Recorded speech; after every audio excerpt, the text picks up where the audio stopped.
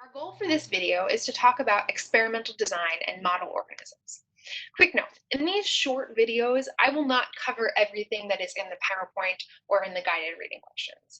Instead, I'm going to focus on some big picture things I want you to know and some areas that students might find tricky or have had trouble with in the past. First, let's talk about facts. In math, it's easy to say what a fact is. 2 plus 2 equals 4. Fact. In science, the situation is more dynamic, and in my opinion, that's what makes it so exciting. This doesn't mean that scientific facts are made up or that you shouldn't believe science or scientists or scientific data. Instead, the evolving nature of science highlights the real work scientists are doing every day. Scientific facts are our best understanding of the world at this time, based on observations and experiments. Now, some scientific facts have a larger body of evidence, like the fact that the cell is the foundation of life. This has been studied and replicated and backed up for hundreds of years, and it is, I would say, approaching a certainty. But scientists, we always like to leave ourselves a little bit of wiggle room by saying approaching certainty. As a side note, this wiggle room is frequently interpreted as disqualifying, that we're just guessing, when in fact it speaks to an understanding that knowledge is expanding and that we're always learning more.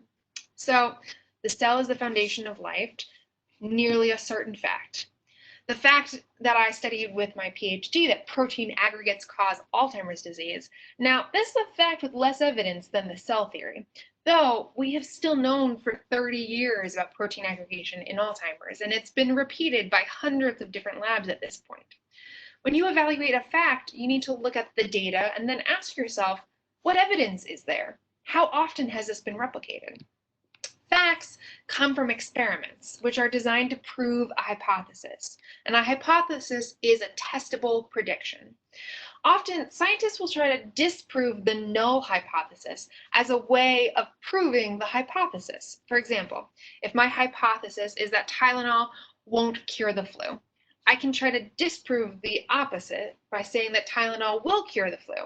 So I give a bunch of patients Tylenol and I give a bunch of flu patients a placebo, and I measure how long it takes for them to get better. And I find that Tylenol patients don't get better faster than patients without Tylenol. I can say that the null hypothesis has failed, and in this experiment, then the hypothesis is true, or at least it supports the idea that the hypothesis is true. In this experiment, the dose of Tylenol would be my independent variable, what I'm changing, what I'm altering. And the days of illness, for example, could be my dependent variable, what I'm measuring. Here, I'm doing this experiment, or this mental experiment in humans, but frequently research is done in a more low stakes model organism. I personally like to use C. elegans or nematodes because of their size and their lifespan. Scientists all use similar model organisms so that it's easier to share information and repeat each other's work. The most common model organisms are things like cell culture, where you grow cells in a dish and then you can manipulate them, Drosophila, which are fruit flies that have a fully sequenced genome, and mice, which are mammals like humans. So they're easier to make a comparison than a fruit fly, but they're smaller than humans and easier to work with. In summary, we talked about the scientific definition of a fact and how it's often misunderstood, and we discussed what a hypothesis is and some model organisms. In the next video, we're going to cover the chemistry of the cell.